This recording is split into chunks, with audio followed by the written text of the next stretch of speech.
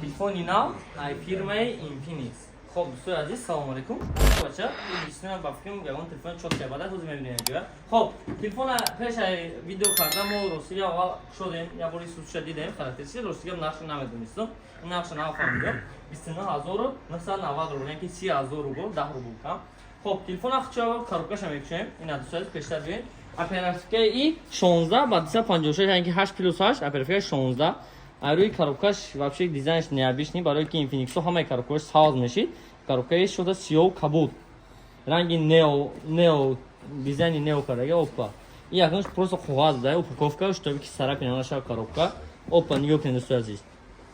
Коробка кушошавиш мекушоиш. Мекушоям. О, бача, деси. Тарафа мекушоям, хеле кушода мешавад коробкаш. Вообще-то необычный коробка, стили необычный. И ещё и коробка, просто қоғази холи нест ранги телефони Samsung. و در کامپلیتش چی دارد؟ در کامپلیتش تلفن سیمچه برای سیم کارت برآوردن در اینجا باشد. این سیم سالفت که ترقق برای تلفن خودش.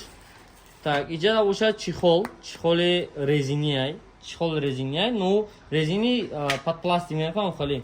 این گارانتی تالونش اینفورماسیا درباره تلفن چخول آورده تلفن میشه میبینیم چه میستاد. اوپن اند سوازیس دستنه چخول چه خوب میرود.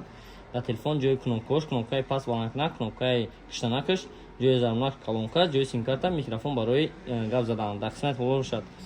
در قسمت بالا کالونکا دچی برای اداره کردن پولت ایش نمیدونه روسیه. اگر کسی میدونه نویسه کامنتاریا. سه تا کامera است داره یا تا спичка. отпечатки در روی اکران شاید توشم معلومه برای کی отпечатки در کنوکاش نیست. و در کامپلیتش باشد پروسسور باشد Dimensity 8200 Ultimate, یعنی که پروسسوری خطور نکنم با پروسسور Redmi Note 13 Pro Plus برابر. Note 13 Pro Plus 8300 است. 8300 ای باشه 8200. با این خودی نرخش کمتر ارزان‌تر بود. چقدر که نقش اول ویدیو کنم 30000. در کامپلیتش باشد کابل دارد 20000 که جای ناوشنگ داره لیکن ناوشنگ ندارد. برای چی؟ اینا ما نمیدونم. اینا Infinix پرزنت در کار.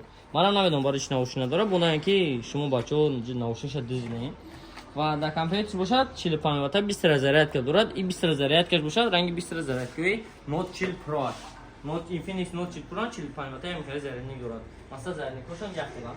و برای خاطرش که تلفن گام بزنم این تلفن اکرانش باشد نسبت به دیگه تلفنی که در مغازه ریالفون دانی من در فروش هستن رازنیسا میکنن. برای چی؟ برای که اکران یعنی تلفن باشد 144 گهرتز کار میکنه. یعنی که برابر اکرانای آیفون است. خب آیفون گفتم من اگه نگاه کنید دستم باشد آیفون 15 پرو مکس است. اکرانی باشد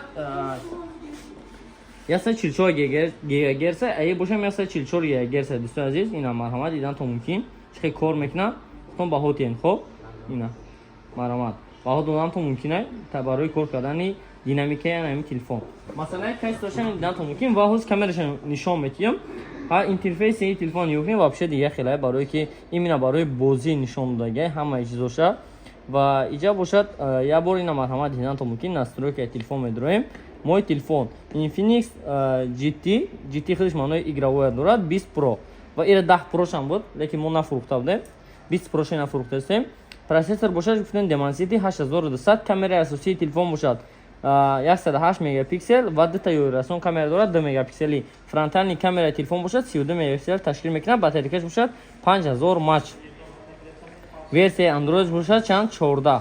خب این دالش اینفورماسیون شده اینجا بیمالو خوندن تو ممکنه بیمالو دیدن تو ممکن که چه خیلی اینفورماسیون داره چه خیلی اینفورماسیون نداره настройкаش با ایمار شما خوبتر میفهمین کنیشنا و مسئله کامراش یا بردگین شما تو میتونید شما این کامرای 108 مگاپیکسلی انا همین تلفن خب برای کامرا فهمیدنی خیلی خود شما رو وید نباشد نه مرحمت فروس نمونم شما دا این خیلی صورت میگیرم یک تا سه карата зум дошта аст бо се карата зум хади пеш мекунам якти дига мегирам сурат нигоҳ кунед дӯстои азиз ина чиркои ҷои камераи телефон тофтеста кароши десте инҷа чихоли ма задаги буда чихолшам тофтеста ха чихолам кӯҳна шуда пул ҷамъ кунем данат кунем гифтиҷо чихол мехарем хоб ина нигоҳ кунед света чихе тақсим кардагия масъалаи свет тақсим куниша нигоҳ кунед ина марҳамат свети саб полни атмосфера ба ҳамин сурахтон баҳо бутиен кани чихе тофтеста اینا اینی صورتی گرفتگیمو این خمه کنم کو افکت میشه اینا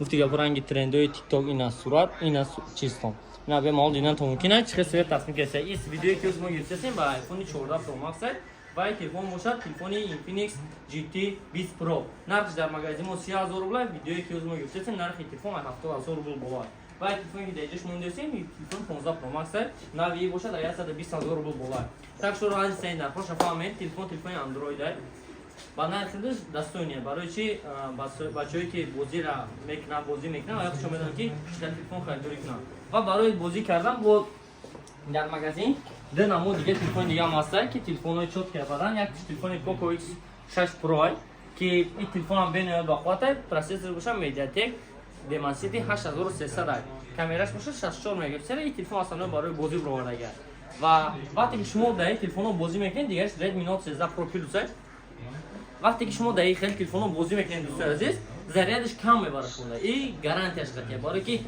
ира зарядаш 8 соат 10 соат шумо ягон вақт намебарад так шумо иро фаҳмида гиред хоб ин қадар харид карда барои пули ансати барои шумо пуле харидем ташнам хали гап чап масъала мо поли шумо телефон нишон дем агар ки телефон мақбул шуда бошад касое ки любителиян ки мухлиси бозӣ куниян телефонҳои игровой мегуфтанд ин марҳамат як модели дига барои шумо вариант Infinix GT 20 Pro бемалол дар рақамҳои экрамдагӣ муроҷиат кунем ва омода чӯ кунем телефона магазин харидорӣ кунем албатта телефон як сол гарантия дорад ва бе ягон дефекташ ва гуфтанам ки дар ҷаб як касе реалави ҳастад як касе сида занята аз то биноне ки ҳози курсҳои $1 боло рафтага нархҳои билеторам қимат шуда конкретно нархи ки ҳамин рӯзам пурсидам ба 1 декабр 42000 рубл шуда ва нархҳо бозӣ кардан месад мумкин арзон шавад мумкин қимат шавад хубтараш чемаҳое ки ҳозир шумо информатсияи гурӯҳ натиётон рақамҳое ки дар рӯи экрани дасти ҳамин рақамҳои муроҷиат мекунед албатта шумо дар якаси худаш мефаҳмонад ки нархҳои билетҳо қимат шуда ки арзон агар ки нархш ба шумо дасташ яъне ки мақбул шавад бемалол паст бухундаем WhatsApp рӯӣ мекунем чикор мекунем билета харидорӣ карданатон мумкин ҳад шумо буд умрҷон ва магазини Realcom то дидор хутонат ёфтем